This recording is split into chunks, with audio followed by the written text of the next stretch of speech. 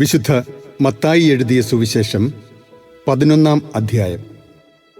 യേശു 12 ശിഷ്യന്മാർക്കും നിർദ്ദേശങ്ങൾ നൽകിയതിനു ശേഷം അവരുടെ പട്ടണങ്ങളിൽ പഠിപ്പിക്കാനും പ്രസംഗിക്കാനുമായി അവിടെ നിന്ന് പുറപ്പെട്ടു. യോഹന്നാൻ കാരാഗൃഹത്തിൽ വെച്ച് ക്രിസ്തുവിൻ്റെ പ്രവർത്തനങ്ങളെക്കുറിച്ച് കേട്ട് ശിഷ്യന്മാരെ അയച്ച് അവനോട് ചോദിച്ചു, വരാനിരിക്കുന്നവൻ നീ തന്നെയോ, അതോ ഞങ്ങൾ മറ്റൊരുവനെ പ്രതീക്ഷിക്കണമോ? യേശു പറഞ്ഞു, നിങ്ങൾ കേൾക്കുന്നതും കാണുന്നതും പോയി യോഹന്നാനെ അറിയിക്കുക. അന്ധന്മാർ കാഴ്ച പ്രാപിക്കുന്നു, മുടന്തന്മാർ നടക്കുന്നു, കുഷ്ഠരോഗികൾ ശുദ്ധരാക്കപ്പെടുന്നു, ബധിരർ കേൾക്കുന്നു, മരിച്ചവർ ഉയിർപ്പിക്കപ്പെടുന്നു, ദരിദ്രരോട് സുവിശേഷം പ്രസംഗിക്കപ്പെടുന്നു. എന്നിൽ ഇടർച്ച തോന്നാത്തവൻ ഭാഗ്യവാൻ.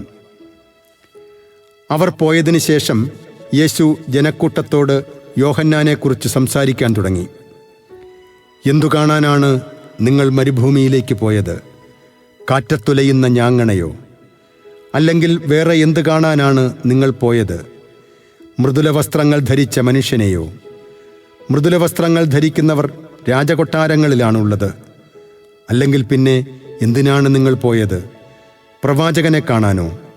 അതെ, ഞാൻ നിങ്ങളോട് പറയുന്നു, പ്രവാചകനേക്കാൾ വലിയവനെ തന്നെ.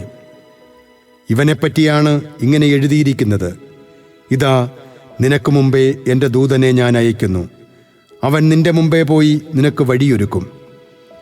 സത്യമായി ഞാൻ നിങ്ങളോട് പറയുന്നു, സ്ത്രീകളിൽ നിന്ന് ജനിച്ചവരിൽ സ്നാപക യോഹന്നാനേക്കാൾ വലിയവൻ ഇല്ല. എങ്കിലും സ്വർഗരാജ്യത്തിലെ ഏറ്റവും ചെറിയവൻ അവനേക്കാൾ വലിയവനാണ്. സ്നാപക യോഹന്നാൻ്റെ നാളുകൾ മുതൽ ഇന്നുവരെ സ്വർഗരാജ്യം ബലപ്രയോഗത്തിന് വിഷയമായിരിക്കുന്നു. ബലവാന്മാർ അത് പിടിച്ചടക്കുന്നു. യോഹന്നാൻ വരെ സകല പ്രവാചകന്മാരും നിയമവും പ്രവചനം നടത്തി. നിങ്ങൾ സ്വീകരിക്കാൻ തയ്യാറാണെങ്കിൽ ഇവനാണ് വരാനിരിക്കുന്ന ഏലിയ. ചെവിയുള്ളവൻ കേൾക്കട്ടെ. ഈ തലമുറയെ എന്തിനോടാണ് ഞാൻ ഉപമിക്കേണ്ടത്? ചന്തസ്ഥലത്തിരുന്ന് കൂട്ടുകാരെ വിളിച്ച്, ഞങ്ങൾ നിങ്ങൾക്ക് വേണ്ടി കുഴലൂതി, എങ്കിലും നിങ്ങൾ നൃത്തം ചെയ്തില്ല. ഞങ്ങൾ വിലാപഗാനം ആലപിച്ചു, എങ്കിലും നിങ്ങൾ വിലപിച്ചില്ല എന്ന് പറയുന്ന കുട്ടികൾക്ക് സമാനമാണ് ഈ തലമുറ. യോഹന്നാൻ ഭക്ഷിക്കാത്തവനും പാനം ചെയ്യാത്തവനുമായി വന്നു. അവൻ പിശാചു ബാധിതനാണെന്ന് അപ്പോൾ അവർ പറയുന്നു. മനുഷ്യപുത്രൻ ഭക്ഷിക്കുന്നവനും പാനം ചെയ്യുന്നവനുമായി വന്നു. അപ്പോൾ അവർ പറയുന്നു, ഇതാ ഭോജനപ്രിയനും വീഞ്ഞുകുടിയനും ചുങ്കക്കാരുടെയും പാപികളുടെയും സ്നേഹിതനുമായ മനുഷ്യൻ. എങ്കിലും ജ്ഞാനം അതിൻ്റെ പ്രവൃത്തികളാൽ നീതീകരിക്കപ്പെട്ടിരിക്കുന്നു. യേശു താൻ ഏറ്റവും കൂടുതൽ അത്ഭുതങ്ങൾ പ്രവർത്തിച്ച നഗരങ്ങൾ മാനസാന്തരപ്പെടാത്തതിനാൽ അവയെ ശാസിക്കാൻ തുടങ്ങി. കൊറാസീൻ, നിനക്ക് ദുരിതം! ബേത്സയിദ, നിനക്ക് ദുരിതം! നിന്നിൽ നടന്ന അത്ഭുതങ്ങൾ ടൈറിലും സീദോനിലും നടന്നിരുന്നെങ്കിൽ അവ എത്ര പണ്ടേ ചാക്കുടുത്ത് ചാരം പൂശി അനുദപിക്കുമായിരുന്നു. വിധിദിനത്തിൽ ടൈറിനും സീദോനും നിങ്ങളെക്കാൾ ആശ്വാസമുണ്ടാകുമെന്ന് ഞാൻ നിങ്ങളോട് പറയുന്നു. കഫർനാമേ, നീ സ്വർഗം വരെ ഉയർത്തപ്പെട്ടുവെന്നോ? പാതാളം വരെ നീ താഴ്ത്തപ്പെടും.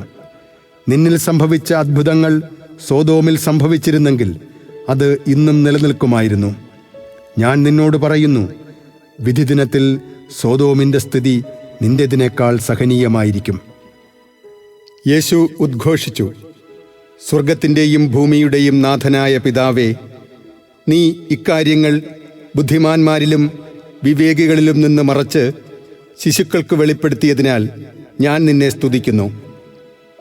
അതെ പിതാവേ, ഇപ്രകാരമായിരുന്നു നിന്റെ തിരുവുള്ളം.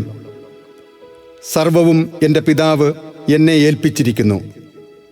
പിതാവല്ലാതെ മറ്റാരും പുത്രനെ അറിയുന്നില്ല. പുത്രനും പുത്രൻ ആർക്കു വെളിപ്പെടുത്തി കൊടുക്കാൻ മനസ്സാകുന്നുവോ അവനുമല്ലാതെ മറ്റാരും പിതാവിനെയും അറിയുന്നില്ല. അധ്വാനിക്കുന്നവരും ഭാരം വഹിക്കുന്നവരുമായ നിങ്ങളെല്ലാവരും എൻ്റെ അടുക്കൽ വരുവിൻ, ഞാൻ നിങ്ങളെ ആശ്വസിപ്പിക്കാം. ഞാൻ ശാന്തശീലനും വിനീത ഹൃദയനുമാകയാൽ എൻ്റെ നുകം വഹിക്കുകയും എന്നിൽ നിന്ന് പഠിക്കുകയും ചെയ്യുവിൻ. അപ്പോൾ നിങ്ങൾക്ക് ആശ്വാസം ലഭിക്കും. എന്തെന്നാൽ എൻ്റെ നുകം വഹിക്കാൻ എളുപ്പമുള്ളതും ചുമട് ഭാരം കുറഞ്ഞതുമാണ്.